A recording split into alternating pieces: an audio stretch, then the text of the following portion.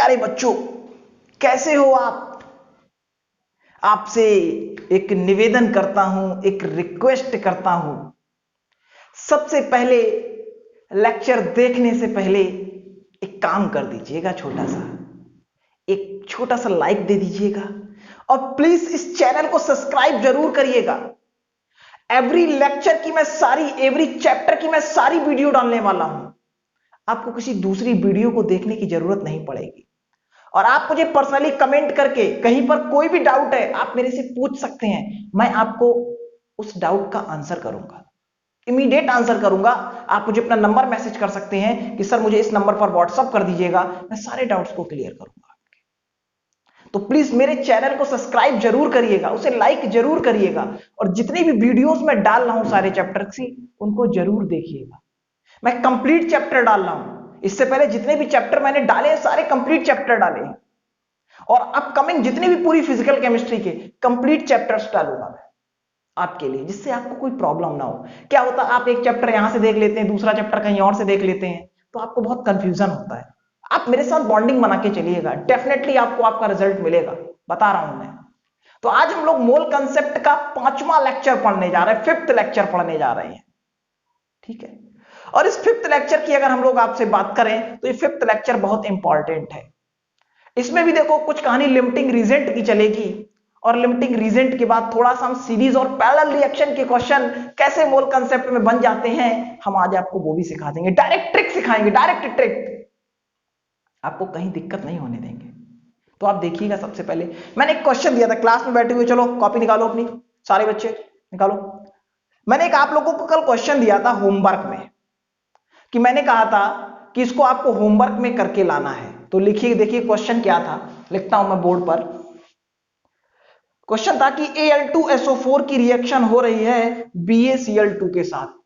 Al2SO4 का whole thrice, Al2SO4 का whole thrice plus BaCl2 किसके साथ? BaCl2 के साथ हो रही है। तो अभी बैलेंस नहीं है और सबसे पहले क्या बनाओगे, क्या बनाएगा ये ध्यान दो, ये बनेगा BaSO4, क्या बनेगा BaSO4, क्या बनेगा BaSO4 और क्या बनेगा साथ में AlCl3, क्या बनाएगा प्लस AlCl3 बनाएगा, क्या बनाएगा AlCl3 बनाएगा। अब देखो बैलेंस नहीं है, यहां पर कितने से मल्टीप्लाई कर दो, 3 से। कितने से कर दें? 3 से। यहां पर जल्दी बोलो कितने से मल्टीप्लाई कर दें?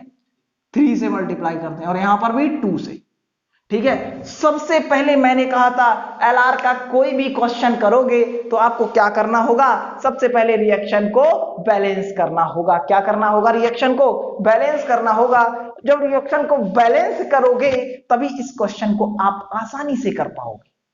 बात क्लियर? यानी कि जब आप रिएक्शन को अगर आपने बैलेंस नहीं किया तो क्वेश्चन गलत हो जाएगा आपका। आपको गोला भरोगे, आंसर तो देखोगे मैच कर गया खुशी खुशी, लेकिन -1 मिल जाएगा। तो देखो सबसे पहले इसीलिए मैंने रिएक्शन को क्या किया, बैलेंस किया। आपको मैंने एक तरीका वो सिखाया था और आज दूसरा तरीका सिखा रहा हूं मैं आपको। देखिएगा क्या है वो दूसरा तरीका। देखो सबसे पहले इसके T=0 पर कितने मोल दिए गए थे, जल्दी बोलो कितने मोल दिए गए थे? T=0 पर कितने मोल दिए गए थे? 5 मोल दिए गए थे। कितने मोल दिए गए थे? 5 मोल दिए गए थे। और इसके कितने मोल दिए गए थे? 10 मोल दिए गए थे। कितने मोल दिए गए थे? 10 मोल दिए गए थे। ठीक, ये चीज दी गई थी। आज इसमें और सिखाता हूं थोड़ा सा। अब इसके एक के 10 मोल दिए हैं, एक के 5 मोल दिए हैं। बात क्लियर? मोल दिए हैं तो इसका स्टोइकियोमेट्री कितना है? 1, तो ये हो गया 5/1 मोल। और इसका स्टोइकियोमेट्री कितना है? 3, तो ये हो गया 10/3 मोल। यानी कि ये हमारा क्या हो गया? LR हो गया। क्या हो गया? LR हो गया। इसको बोलते हैं हम लोग लिमिटिंग रीजेंट। क्या बोलते हैं? लिमिटिंग। यानी कि इस देखो ये 10/1 है और ये 10/3 है, तो ये वैल्यू क्या हो गई? छोटी हो गई। यानी कि पूरा का पूरा क्या हो रहा है? खत्म हो रहा है। यानी कि जब इसका 1 मोल था तब इसके कितने मोल थे? 3 मोल थे। कितने मोल थे? 3 मोल थे, यानी कि 3 मोल्स थे। अब देखो क्या करेंगे हम बेटा, ध्यान से समझना। अब मैं देखो दूसरा तरीका बता रहा हूं, ठीक? क्या करो, यहां पर स्टोइकियोमेट्री 1 है, तो क्या करो कि इसमें 5 माइनस एक्स का डिसोसिएशन हुआ, मतलब एक्स मोल इसके, जब ए और बी ने आपस में रिएक्शन की तो ये क्या हो गया, इतना पार्ट एक्स खत्म हुआ। यही तो पता चल रहा है कि 5 जो 5 मोल थे इसमें कितना खत्म हो गया, एक्स खत्म हो गया। तो यहां पर कितना होगा जल्दी बताओ, इनिशियल मोल 10 थे, 10 माइनस 3x होगा कि नहीं होगा बताओ। और यहां पर कितना होगा बेटा, 3x लिखोगे, यहां पर कितना 3x, और यहां पर क्या लिखोगे 2x लिखोगे। अब जो LR था लिमिटिंग रीजेंट, ये लिमिटिंग रीजेंट था, यानी कि पूरा का पूरा खत्म हो गया, तो क्या लिखोगे 10 माइनस 3x इक्वल टू 0। जो लिमिटिंग होगा उसके इक्वल टू में क्या रखोगे, 0 रखोगे, और x की वैल्यू यहां से क्या करोगे, निकाल लोगे। x की वैल्यू कितनी आ जाएगी, 10/3, कितनी आ गई, 10/3 आ गई। और आपसे क्या पूछा गया, अब देखो x की वैल्यू कितनी आ गई, 10/3 आ गई। और आप चाहो तो जो मैंने कल तरीका आपको सिखाया था उससे भी कर सकते हो, ये मुझे लगता है आपके लिए ज्यादा आसान पड़ेगा। ठीक, वैसे करोगे तब भी जिसको बोलो उसको करके मैं दिखा दूंगा कि देखो जब इसके 3 मोल ले रहे थे तब इसके भी 3 मोल ले रहे थे, तो एक के लिए कितना होगा 3/3, तो कितने थे 10 के लिए इंटू क्या करोगे 10, यही तो करोगे। और यहां से भी देखो कितना आएगा, उतना ही तो आ रहा है। ठीक है, तो देखो यानी कि अगर x की जगह पे आ गया तो यहां क्या रखोगे, देखो कि इसको थोड़ा सा मैं और नीचे लिखता हूं, जरा ध्यान देना, जरा यहां से कर देता हूं थोड़ा सा, कि 10 माइनस 3x इक्वल टू 0, यानी कि x इज इक्वल टू 10/3, ये आ गया। तो यहां पर कितना होगा 5 माइनस 10/3, यहां पर कितना होगा 10 माइनस 3 इंटू 10/3, ये आ गया। और यहां पर कितना होगा 3 इंटू 10/3, कितना होगा 3 इंटू 10/3, ठीक है। और यहां पर कितना होगा 2 इंटू 10/3, देखो यहां पर भी इतना यार 3 से 3 कैंसिल आउट हो गया, देखो कितने 10 मोल आ रहे थे। और वैसे मैंने क्या बताया, मैंने कहा था जब इसके 3 मोल थे तब ये भी कितना बन रहा था 3, देखो वही तो आ रहा, जब इसके 3 मोल थे तब ये भी कितना मिल रहा था आपको 3, तो एक के लिए कितना हो गया 3/3, तो 10 के लिए कितना होगा 3/3 इंटू 10, देखो 10 मोल ऐसे भी आ रहे हैं और 10 मोल ऐसे भी आ रहे हैं, आपको बिल्कुल भी परेशान होने की जरूरत नहीं है। देखो कितना आसान तरीका मैंने बता दिया। अब आप क्या है, आपको इसके मोल पता चल गए, किसके मोल पता चल गए, मेरे नहीं, BaSO4 के मोल पता चल गए। और BaSO4 के जब आपको मोल पता चल गए तो फिर क्या पता चल गया, mole is equal to weight in gram upon molar mass. BaSO4 का मोलर मास रखोगे और क्या निकाल लोगे, वेट निकाल लोगे यहां से। कितना आसान है भैया, देखो। अब देखो आगे, इसको रफ कर देता हूं, अगला क्वेश्चन देखो।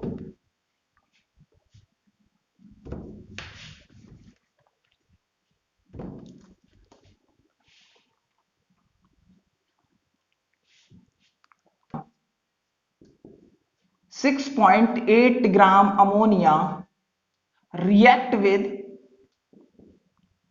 6.8 gram ammonia react with 1.6 gram O2, या लिख लो 16 ग्राम O2, 16 gram O2, find the weight of NO, किसका NO का। तो अमोनिया की रिएक्शन अगर ऑक्सीजन के साथ कराएंगे तो क्या बनेगा, NO बनेगा, प्लस क्या निकल जाएगा, वाटर निकल जाएगा। भैया देखो निकल गया वाटर, यानी कि देखो पूरी की पूरी रिएक्शन बैलेंस है कि नहीं है। यहां पर 3 हाइड्रोजन है और यहां पर कितने हाइड्रोजन है, 2 हाइड्रोजन है, तो यहां कितने से मल्टीप्लाई करोगे, 3 से मल्टीप्लाई कर दो। अच्छा ठीक, तो यहां पर कितने हाइड्रोजन होगा 6, यहां पर कितने मल्टीप्लाई कर दो, 2 से मल्टीप्लाई कर दो। तो यहां पर कितने नाइट्रोजन हो गए, 2 नाइट्रोजन हो गए, तो यहां पर भी किससे मल्टीप्लाई कर दो, 2 से मल्टीप्लाई कर दो। ठीक, तो यहां पर कितने हाइड्रोजन हो गए, 3 ऑक्सीजन 3 और प्लस 2 कितने हो गए 5। अब देखो भी ऑक्सीजन बैलेंस करने हैं, क्या करना है, ऑक्सीजन को क्या करना है, बैलेंस करना है। तो देखो ये बैलेंस नहीं हो रही है, इसका मतलब यहां पर 2 से मल्टीप्लाई नहीं हो पाएगा, यहां पर भी 2 से नहीं हो पाएगा, और यहां पर 3 से नहीं हो पाएगा। देखो अगर यहां पर आपने 4 से मल्टीप्लाई किया तो कितने नाइट्रोजन हो गए 4, तो यहां पर भी करो 4 से, जरा आप चेक करो 4 हो गए, और यहां पर 5 से मल्टीप्लाई करो और यहां पर करो 6 से मल्टीप्लाई। देखो बैलेंस हो गई बच्चों, चेक करो, हो गई मुझे लगता है शायद बैलेंस। 10 ऑक्सीजन यहां पर है, 4 और 6 कितने, हाँ 10। हाइड्रोजन कितने हैं 12, और यहां पर भी कितने हैं 5 2 जा 10, और यहां पर कितने हैं 6 + 4 10। ठीक है, क्लियर, बैलेंस है। हाइड्रोजन कितने 4 3 जा 12 और 6 2 जा 12। देखो एक एक एलिमेंट क्या है बैलेंस। पेपर में आपको रिएक्शन नहीं देगा क्योंकि तब तक आप पूरी केमिस्ट्री पढ़ चुके होंगे। तो देखो क्या कह रहा है कि अमोनिया की रिएक्शन किसके साथ करा रहे हैं, ऑक्सीजन के साथ। किसके साथ, ऑक्सीजन के साथ बन रहा है NO plus water, NO plus water. यानी कि इसको बैलेंस कर दो, यहां 4 से मल्टीप्लाई कर दो, यहां 5 से मल्टीप्लाई कर दो, देखो यहां पर 6 से कर दो, देखो देखो यहां पर कितने ऑक्सीजन हो गए 10, कितने हो गए 10, और यहां पर कितने हाइड्रोजन हो गए 12, यानी कि 6 से मल्टीप्लाई करो और यहां पर किससे मल्टीप्लाई कर दो 4 से कर दो, हो गई देखो पूरी बैलेंस। हाइड्रोजन भी बैलेंस, ऑक्सीजन भी बैलेंस, सारे के सारे देखो क्या हो गए बैलेंस हो गए। ये दिया था T = 0 पर 6.8 ग्राम, और ये कितना दिया था 16 ग्राम दिया था। बात क्लियर।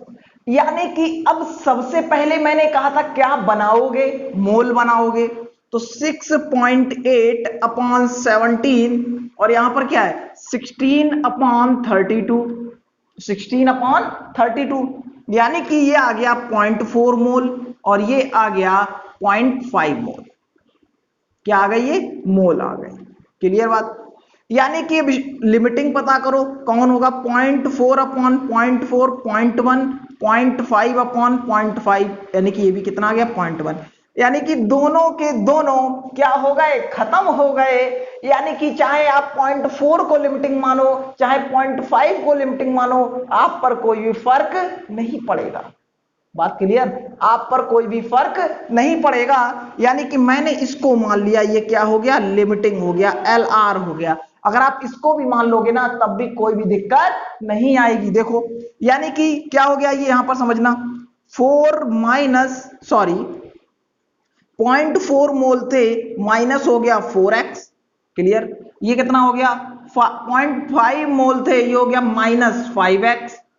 ठीक, यानी कि अब आप यहां पर एक चीज कर सकते हो, देख सकते हो, x निकाल सकते हो, क्योंकि ये कितना फॉर्म हुआ होगा 4x बना होगा, और ये कितना बना होगा 6x बना होगा। बात को समझना जरा। यानी कि अगर इतनी बात आपको समझ में आ गई तो अब यहां से देखो जरा क्या करोगे, देखना यहां पर, यानी कि 0.4 - 4x लिखा है। क्या लिखा है 0.4 - 4x लिखा है। यानी कि क्या होगा, देखो 4 माइनस 0.4 - 4x = 0 करोगे तो x = कितना आ जाएगा 0.1 आ जाएगा। कितना आ जाएगा 0.1 आ गया। यानी कि यहां पर x की जगह पर सब जगह क्या सब्स्टिट्यूट कर दोगे 0.1 सब्स्टिट्यूट कर दोगे। बात क्लियर हुई मेरी, यहां तक कोई कंफ्यूजन। आपसे पूछा था क्वेश्चन में कि NO का वेट कितना होगा, NO का वेट कितना होगा। अब देखो मैं इसको भी रफ कर देता हूं, यहां तक आपने नोट डाउन कर लिया। अब मैं देखो इसको रफ करता हूं। आपसे पूछा है कि NO का वेट कितना होगा, तो देखो मोल = होता है weight in gram upon molecular weight, upon molecular weight. यानी कि मोल आ गए 0.4, वेट W मान लिया, और NO का मोलर मास हो गया 14 + 16। कितना हो गया 14 + 16, ये कितना आ गया बेटा W = 0.4 × 30, यानी कि हो गया 3 4 जा 12। इससे 0 से ये 0 कैंसिल आउट, 3 4 जा 12, यानी कि W = कितना आ गया 12 आ गया। कितना आ गया W = 12 आ गया, और ये क्या हो गया आपका आंसर हो गया। ठीक है, बात समझ में आ गई। ध्यान से मैं क्वेश्चन लिख रहा हूं, यहां पर ध्यान दीजिएगा। क्वेश्चन दिया है 3a plus 5b, 3a plus 5b, 3a plus 5b बन रहा है 7c प्लस 3d। क्या बन रहा है? 7c plus 3d। और जो a के मोल है वो है 12। a के जो मोल दिए हैं वो t इज इक्वल टू 0 पर a के मोल दिए हैं 12 मोल। और अगर मैं यहां पर t इज इक्वल टू लिखना 0 भूल जाता हूं तो अंडरस्टूड है, वो t इक्वल टू 0 है वहां पर, आप समझ लेना। और b के मोल है 13 मोल। कितने मोल हैं? 13 मोल है। बात क्लियर? यानी कि a के मोल भी हैं और किसके मोल हैं? b के मोल हैं। a के मोल कितने हो गए? जल्दी बताओ। a के कितने मोल हो गए? 12 मोल हो गए। और b के कितने मोल हो गए? 13 मोल हो गए। यहां तक बात क्लियर समझ में आई कि नहीं आई? बोलो भाई, यहां तक कोई डाउट किसी को नहीं? अब देखो क्या है भाई, क्या करना है आपको। आपको एलआर निकालना है तो क्या करोगे? मोल में स्टैक्योमेट्री से डिवाइड। 13/5 ये आ गया 3 4 जा 12, ये कितना आ गया? 5 2 जा 10, बचा कितना? 3 हो गया 0 आ गया 5 6 जा 30, यानी कि कौन एलआर हो गया? ये क्या बन गया? आपका एलआर बन गया।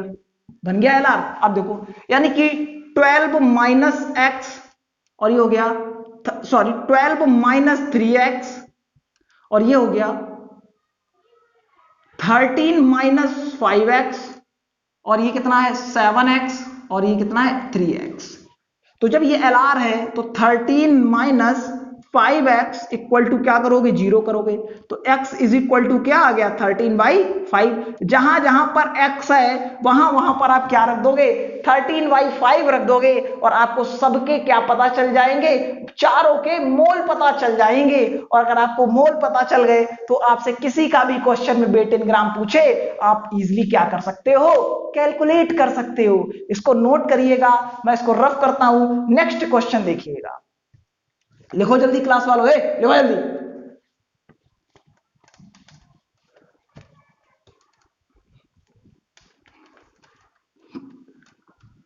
देखो भाई,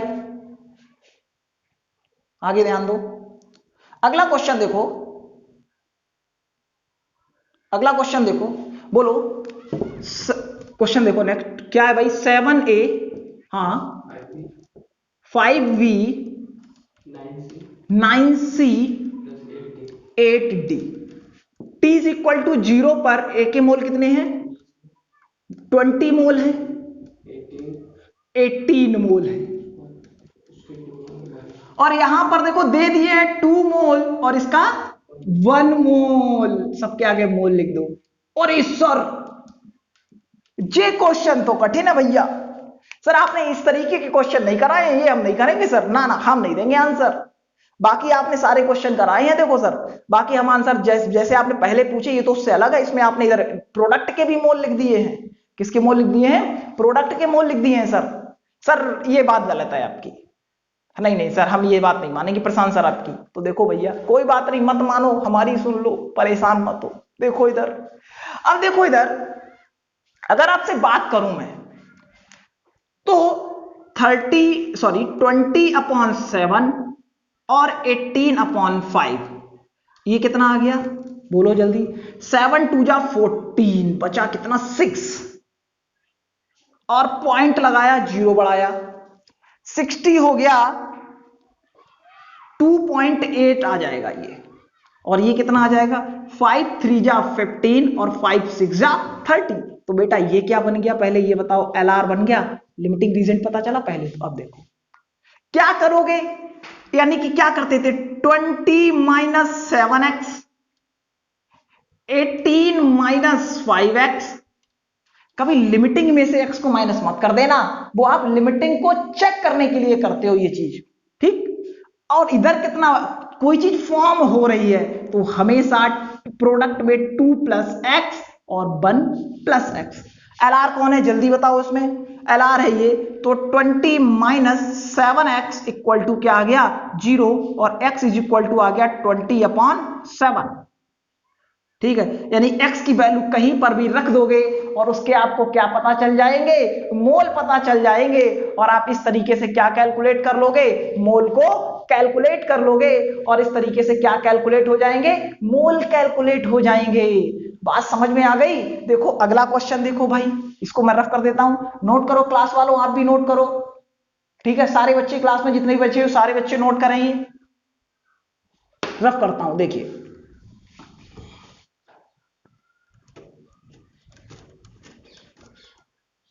देखिए नेक्स्ट क्वेश्चन, अगला क्वेश्चन देखिएगा, ध्यान दीजिएगा।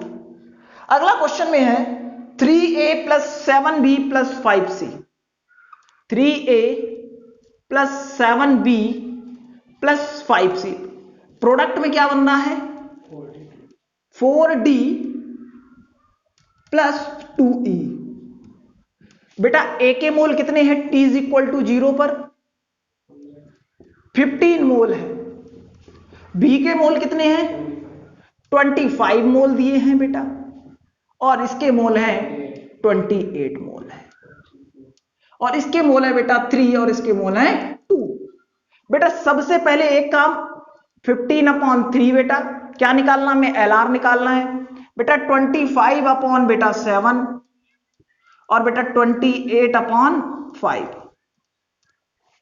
बेटा ये आ गया 3 5 जा 15 बेटा, 7 3 जा 21 बचा 4 पॉइंट लगाया, 7 5 जा 35, ये आ गया बेटा 5 4 जा 20, 5 5 जा 25, और कितना बच गया बेटा जल्दी बोलो 3, कितना बचा 3, 5.6 आ गया।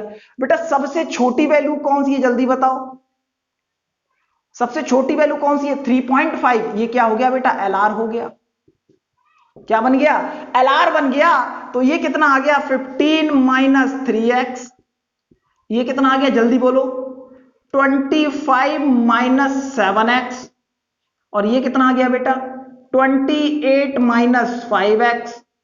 बेटा इधर कितना हो गया 3 प्लस एक्स और 2 प्लस एक्स, अब कुछ नहीं बिल्कुल आसान बन गया, 25 माइनस 7x इक्वल टू 0। तो बेटा x इज इक्वल टू कितना आ गया 25/7, x की वैल्यू रख देना, सबके क्या पता चल जाएंगे, मोल पता चल जाएंगे। और अगर मोल कैलकुलेट कर लिए आपने, अगर सबके मोल कैलकुलेट कर लिए आपने, तो बेटा आपको क्या पता चल जाएगा, वेट इन ग्राम पता चल जाएगा। और बेटा वेट इन ग्राम ही अगर पूछा जाए तो आप क्वेश्चन को क्या कर सकते हो, इजीली देखो कैलकुलेट कर सकते हो।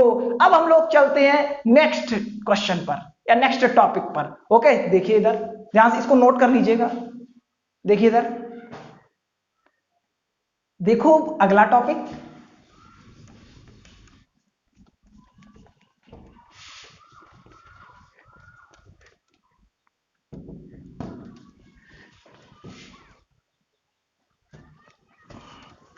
अब हम लोग जो बात करने के लिए जा रहे हैं उसका नाम है सीरीज और पैरेलल रिएक्शन।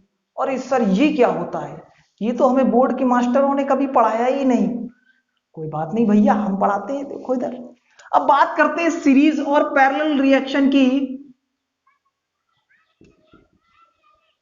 एक सीरीज रिएक्शन होती है, सीरीज का मतलब हो गया एक ही लाइन में जुड़े हुए, कैसे जुड़े होने चाहिए, एक ही लाइन में जुड़े हुए होने चाहिए।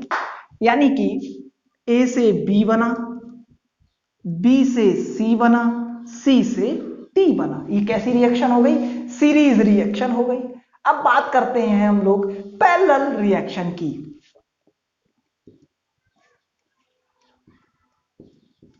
पैरेलल रिएक्शन की तो देखो पैरेलल रिएक्शन में क्या होता है, ये ए है, इससे बन रहा है बी, और इससे बन रहा है ये सी, ये ठीक। अब देखो भैया 11th वालों, ये एरो का मतलब समझते होगे, इतना तो थोड़ा 10th में सभी ने पढ़ा होगा। ये एरो अभी एक ही डायरेक्शन में है, यानी कि ए से बी बन रहा है, बी से सी बन रहा है, सी से डी बन रहा है, लेकिन डी से ए नहीं बन रहा है। बात समझ में आ गई।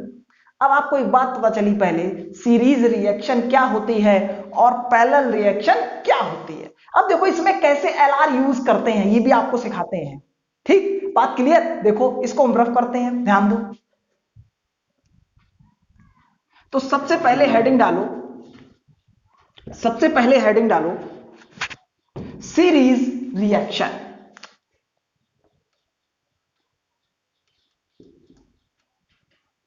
पहले एक लॉन्ग कट, पहले एक लॉन्ग कट, उसके बाद फिर हम देंगे आपको एक शॉर्टकट, जो आप बहुत खुश होंगे इस कंसेप्ट को सीखकर। देखो क्वेश्चन देखो, सबसे पहले देखो मैं लिख रहा हूं, साइड हो जाता हूं, क्वेश्चन लिखता हूं जिससे प्रॉपर आपको क्वेश्चन दिखाई दे, इसलिए मैं बिल्कुल साइड हो जाता हूं।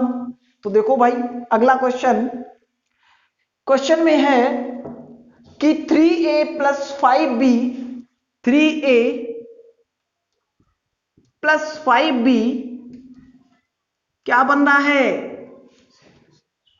7c plus 2d, 7c plus 2d बन रहा है। और t इज इक्वल टू 0 पर दिए हैं, कितने कितने मोल दिए हैं, t इज इक्वल टू 0 पर देखो क्या दिया गया है, एक के 10 मोल हैं और दूसरे के 20 मोल हैं। लिख दिया, एक के 10 मोल हैं और दूसरे के 20 मोल हैं। बात क्लियर हुई यहां तक? बिल्कुल। अब देखो आगे क्वेश्चन देखो, आगे ध्यान से देखो इसको, इस क्वेश्चन में आपको क्या करना है ध्यान से समझिएगा पहले, ठीक है? कि अब देखो नीचे क्या दिया गया है, नीचे क्या दिया गया है, ध्यान से समझना। देखो यहां पर थोड़ा सा गैप करके लिखूंगा, यहां पर आप भी अपनी कॉपी में गैप करके लिखिएगा। फिर देखिएगा दिया है 5c से बन रहा है 4e, क्या बन रहा है, 5c से दिया है 4e, 5c से क्या बन रहा है, 4e बन रहा है। और 7e से क्या बन रहा है, 9f, 7e से क्या बन रहा है, 9f। और पूछा क्या गया है कि मोल्स ऑफ f क्या होंगे, calculate, calculate the moles, calculate the moles of f, calculate the moles of f। अरे सर ये कितना कठिन क्वेश्चन लिख दिया है। पहले तो मैं इसका बता रहा हूं लॉन्ग कट, फिर बता रहा हूं इसका शॉर्टकट। अब देखो भाई एक एग्जांपल देते हैं पहले तो हम जैसे। अच्छा एक बात बताओ, मान लो इतने मोटे नमक के दाने हो, इतने मोटे नमक के डेले हो और इतने मोटे नमक के डेले हो। अच्छा एक बात बताओ, और दोनों की क्वांटिटी अगर सिमिलर हो तो क्या उनसे पाउडर अलग अलग मिलेगा? बोलो भैया, अरे सेम मिलेगा कि नहीं मिलेगा?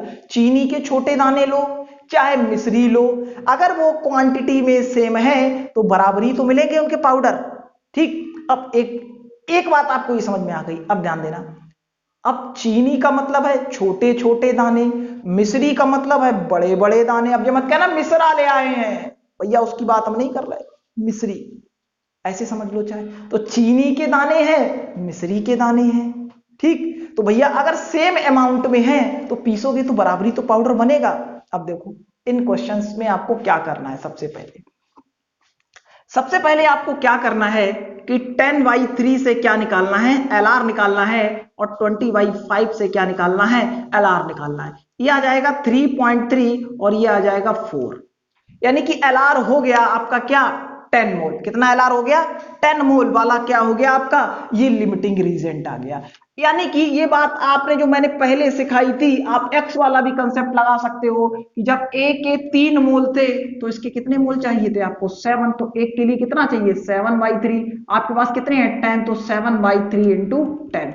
यानी कि C के कितने मोल आ गए, जल्दी बोलो, 7/3। कितने आ गए, 7/3 इंटू 10। कितने आ गए, 7/3 इंटू 10 आ गए। देखो भैया देखो 7/3 इंटू 10 आ गए। बात समझ में आ गई क्लियर? कितने आ गए, 7/3 इंटू 10 मोल आ गए। बात क्लियर यहां तक? अब देखो आगे, अब देखो यहां पर C फॉर्म हो गया 7/3 इंटू 10। अब इस बात से कोई मतलब नहीं है कि सर यहां पर स्टैक्योमेट्री 7 था और यहां पर स्टैक्योमेट्री 5 है।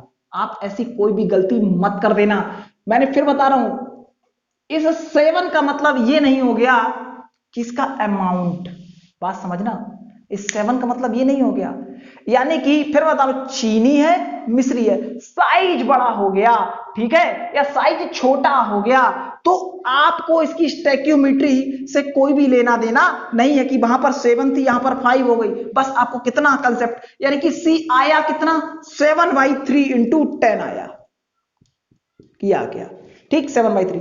तो देखो जब 5 मोल सी के ले रहे थे, कितने 5, तो कितनी जरूरत पड़ रही थी ई की 4, तो एक के लिए कितनी पड़ेगी 4/5 पड़ेगी, कितनी पड़ेगी, यानी कि ये आ गया 4/5 इंटू 70/3 इंटू 70/3, किसके मोल आ गए ई के आ गए, तो ई के यहां पर कितने हैं देखो, यानी कि ई के आ गए 4/5, ये मैं नीचे रफ कर देता हूं, ये लिख लिया होगा आपने, इसको मैं रफ कर देता हूं, इसके कितने मोल आ गए कि 70/3 इंटू 4/5। अब देखो नीचे वाले में देखो, जब इसके 7 मोल थे, जब इसके 7 थे तो इसकी कितनी जरूरत पड़ रही थी 9 की, तो एक के लिए कितना हो गया 9/7, तो बेटा कितने हैं हमारे पास, यानी कितना आ गया एफ के मोल 70/3 इंटू 4/5 इंटू 9/7, ये क्या आ गया आपका आंसर आ गया। और ये किसके मोल आ गए, एफ के मोल आ गए। आपने डायरेक्ट क्या कर लिए, आप जो भी आप पहले मोल निकालोगे वही मोल जो दूसरी रिएक्शन होगी उसके होंगे, और उसकी स्टैक्योमेट्री कुछ भी हो आपको कोई फर्क नहीं पड़ता। आप क्या कंसेप्ट सीखे हो कि फिर से जब इसके 5 मोल थे तब इसके 7 की जरूरत पड़ी, और जब इसका 1 मोल था तो कितना हो गया 5/7, बस वो किसके मोल आ गए, आगे वाले के मोल आ गए। बात क्लियर। अब देखो अगला क्वेश्चन, इसको मैं क्या कर देता हूं रफ कर देता हूं। देखो अगला क्वेश्चन, अब मैं देखो डायरेक्ट एक शॉर्टकट बता रहा हूं। पहले क्वेश्चन लिखो अपनी कॉपी में जो मैं लिख रहा हूं, एक क्वेश्चन लिखिए फटाफट। आप देखिए इधर ध्यान से देखिएगा, क्वेश्चन है 5a से बन रहा है 7v। बोलो बेटा 5a से 7v, 5a से बन रहा है 7v, t is equal to 0 पर a के कितने मोल है 10 मोल है। फिर बताओ क्या बन रहा है b से 4b से 3c, और बेटा 5c से 3d बन रहा है। ठीक है, तो देखो डायरेक्ट, और देखो d से क्या और दिया है e, 7d से 2e बन रहा है। ठीक क्लियर बात, आपको बिल्कुल घबराने की जरूरत नहीं है। क्या हो जाएंगी बोलो भाई, इसमें तो कुछ बचा ही नहीं। क्या करोगे 7/5 इंटू 10, यही तो करोगे, यही करोगे कि देखो इसमें तो और रिएक्टेंट है ही नहीं भैया, 7/5 इंटू 10, यही तो बी फॉर्म हुआ होगा। जब 5 मोल होंगे ए के तो कितने मोल बी के यूज कर रहे होगे 7 मोल यूज कर रहे होगे। कितने कर रहे होगे 7 मोल यूज कर रहे होगे। तो इसका मतलब देखो क्या हो गया, ध्यान देना यहां पर कि ध्यान से समझना भाई थोड़ा सा कि क्या होगा। आपको कुछ भी करने की जरूरत नहीं है, मैं इधर साइड हो जाता हूं और यहां से करता हूं जरा कैलकुलेट। देखो ये आ गए, कितने आ गए, आपको कुछ नहीं करना है कि 7, आपको किसके मोल निकालने ई के निकालने हैं ना, तो ई के देखना जरा 7/5 इंटू 10। अब मुझे देखना कितना है इसका 3/5 इंटू करो 3 बहुत आसान, अपॉन डायरेक्ट 5, अब पेन नहीं चलाना है 2/7, 2/7, और बेटा क्या है 2/7। लो हो गया सॉल्व। ये किसके मोल आ गए, आंसर आ गया ई के मोल आ गए। किसके मोल आ गए, यहां लिख देता हूं मोल ऑफ ई। किसके आ गए, मोल ऑफ ई आ गए। क्या आ गए, मोल ऑफ ई आ गए, और ये क्या हो गया, आंसर हो गया। ठीक है, देखो अरे देखो एक रिएक्शन के मोल छूट गए, जरा फिर से देखना, फिर से देखो जल्दी, गलती हो गई। ये आ गए 7/5 इंटू 10, ये आ गया। जैसे अब सबसे पहली रिएक्शन में कितना होगा 3/4, कितना होगा इंटू 3/4। उसके बाद फिर नेक्स्ट आओ, फिर कितना होगा 3/5, फिर कितना होगा देखो भाई 2/7, कितना आ गया 2/7। ये मोल आ गए, मल्टीप्लाई करके डिवाइड करोगे, जो आएगा वो क्या होगा, आंसर होगा। ठीक है, बात समझ में आ गई, यानी कि ये क्या हो गए, क्वेश्चंस हो गए। अगला क्वेश्चन लिखिएगा आप इसी पे बेस। देखो रफ कर दूं,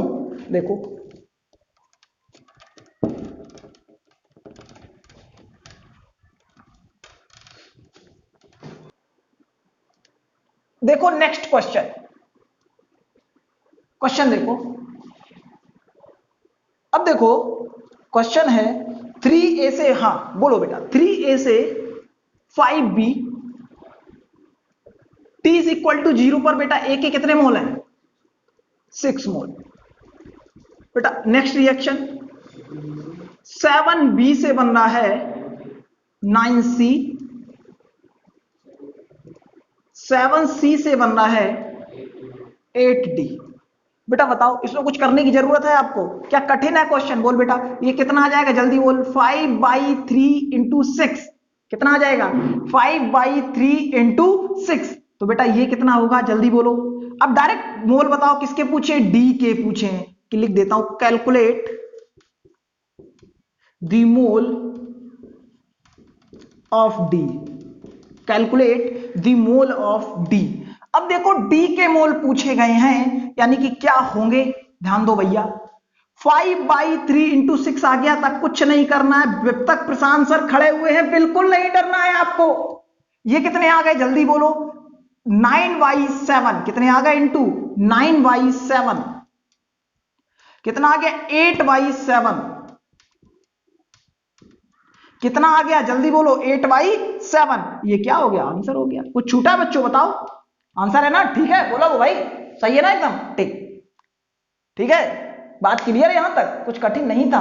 अब देखो थोड़ा सा ये क्वेश्चन नोट कर लो, आप जरा नोट करो पहले। अब देखो थोड़ी सी कहानी और समझा दूं मैं आपको।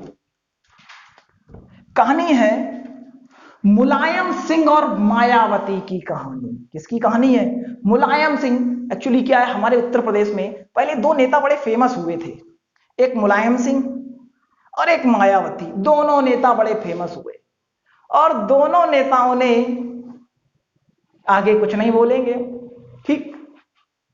अब देखो क्या है भैया, नेता जो लोग होते हैं वो लोग क्या करते हैं, वो अपना फायदा देखते हैं। तो हमारे बच्चे भी अपना पढ़ाई का फायदा देखेंगे और किसी नेता बेता के चक्कर में नहीं पड़ेंगे। कोई भी नेता हो, हमें क्या लेना देना, ठीक। ये उत्तर प्रदेश है, यहाँ बहुत महान नेताओं की आत्माएं पाई जाती हैं जो करते धरते कुछ नहीं है और बोलते बोलते हद पार कर देते हैं।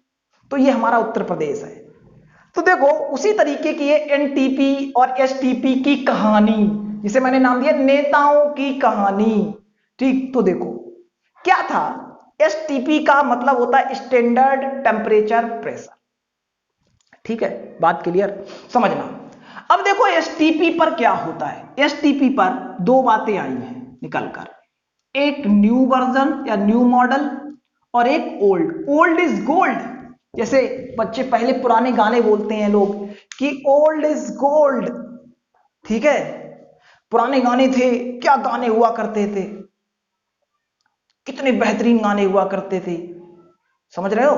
बहुत सारे आपने गाने सुने होंगे, ठीक। बहुत सारे गोविंदा के गाने सुने होंगे, गोविंदा जिन हीरो में ना मूवीज में डांस करता था, उन गानों पे आपने बहुत सारे गाने सुने होंगे कि तुम तो ठहरे परदेसी साथ क्या निभाओगे।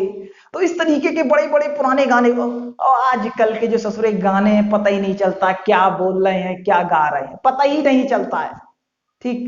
तो ओल्ड इज गोल्ड, लेकिन भैया केमिस्ट्री में ओल्ड इज गोल्ड नहीं रहा।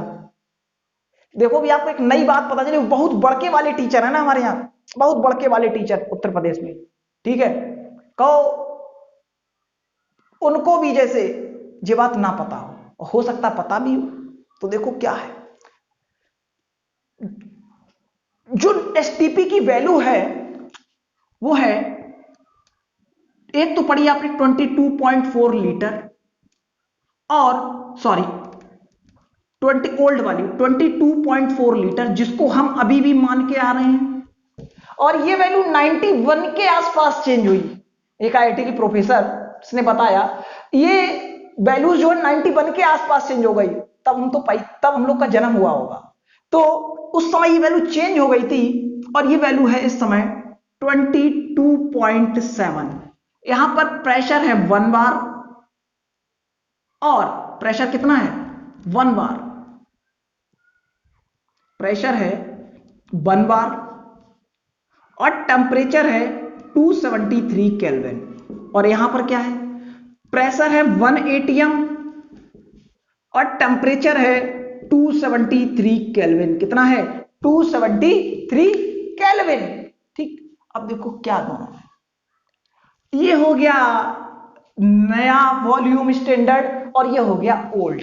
सर आप सब गलत सलत बोल रहे हो। प्रशांत सर आपकी बात बिल्कुल गलत है। भैया तो देखो, अगर बोले क्वेश्चन में प्रेशर किसमें है, एटीएम में है, तो स्टैंडर्ड टेम्परेचर आप हमेशा, सॉरी स्टैंडर्ड जो वॉल्यूम आप लोगे बोलोगे 22.4, अगर प्रेशर किसमें है, एटीएम में। और प्रेशर अगर बार में है तो किसमें लोगे, 22.7 लोगे। देखो ये हरकत सिर्फ एक ही पेपर में होगी, वो होगी आईआईटी के पेपर में।